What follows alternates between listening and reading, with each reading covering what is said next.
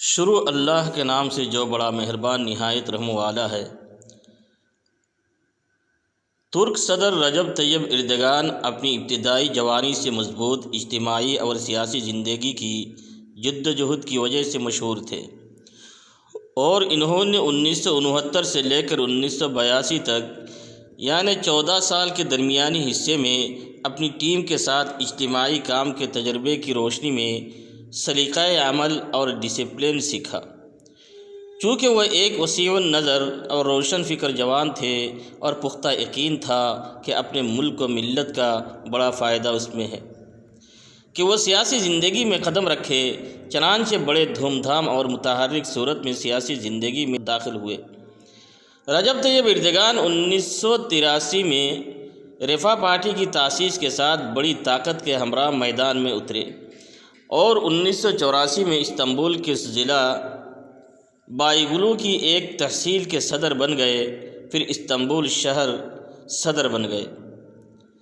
اور 1985 میں رفاہ پارٹی کے مرکزی قرارداد کمیٹی کے رکن مقرر پائے۔ اسی عرصہ میں طیب اردگان نے بڑے پیمانے پر کوششیں کی،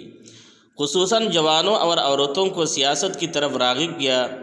اس دوران معاشرے میں سیاست کی ترویج اور قومی مفادات کے لیے اہم اقدامات اٹھائے، اور یہی وجہ تھی کہ ان اقدامات کے نتیجے میں نئی تنظیم رفاہ پارٹی نے واضح برتری حاصل کی۔ اس پارٹی نے 1989 میں ضلع بایگلو کے لوکل الیکشن میں بڑی کامیابی حاصل کی، اور یہ ملکی سیاست میں قابل تقلید سمجھی جانے لگی۔ 27 مارچ 1994 میں ہونے والے لوکل الیکشن میں رجب طیب اردگان ملک کے سب سے بڑے شہر استنبول کے گورنر منتخب ہوئے۔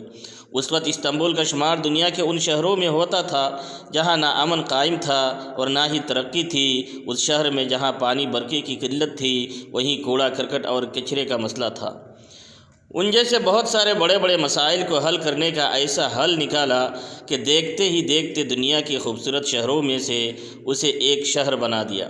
اور 1994 سے 1998 تک استنبول کے میئر رہے۔ 1997 میں رجب طیب اردگان نے سیرت شہر کے ایک جلسہ عام میں دوران خطاب ایک شعری مصرع پڑھا تھا، جس کے الفاظ یہ تھے: گنبد ہماری جنگی ٹوپیاں ہیں، مسجدیں ہماری فوجی چھاونیاں ہیں، صالح مسلمان ہمارے سپاہی ہیں، کوئی دنیاوی طاقت ہمیں شکست نہیں دے سکتی۔ اس جلسے عام کے بعد محض اس شعری مصرع کی وجہ سے 12 دسمبر 1997 کو جیل جانا پڑا، جس کے نتیجے میں انہیں ترکی کے بڑے شہر استنبول کے گورنری سے معزول کر دیا گیا، اور 2001 میں عبداللہ گل کے اتحاد میں جسٹس اینڈ ڈیولپمنٹ پارٹی بنائی۔ لیکن شہر سیرت کے جلسہ عام کے مقدمے کی وجہ سے رجب طیب اردگان نومبر 2002 کے انتخابات میں امیدوار نہ بن سکے، کیونکہ اس کی اہلیت کے بارے میں اسی مقدمے کی روشنی میں عدالتی حکم آیا تھا، اور پھر جب اس معاملے میں قانونی ترامیم ہوئی تو انتخابی رکاوٹ دور ہوئی، جس کے بعد 9 مارچ 2023 کو جب رجب طیب اردگان نے اسی سیرت شہر سے پارلیمانی امیدوار کے لیے انتخابات لڑا تو 50% ووٹ حاصل کیے، جس کی بدولت وہ 22ویں الیکشن میں سیرت شہر سے رکن پارلیمنٹ منتخب ہوئے اور 2003 کے الیکشن میں وزیر اعظم بنائے گئے۔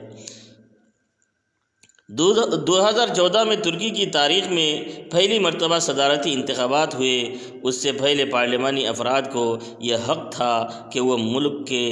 صدر کا انتخاب کرے، اور اس پہلے ترکی کے صدارتی انتخابات میں کامیابی حاصل کی، اور اگست 2014 کو ترکی کی قوم نے اپنے ووٹنگ سے پہلی مرتبہ رجب طیب اردگان کو جمہوریہ ترکی کا صدر منتخب کر لیا، اور 16 اپریل 2017 کو ترکی کے تاریخی ریفرنڈم انتخابات میں 51.41% ووٹ حاصل کرتے ہوئے اپنی زندگی کی ایک اور بڑی کامیابی حاصل کی۔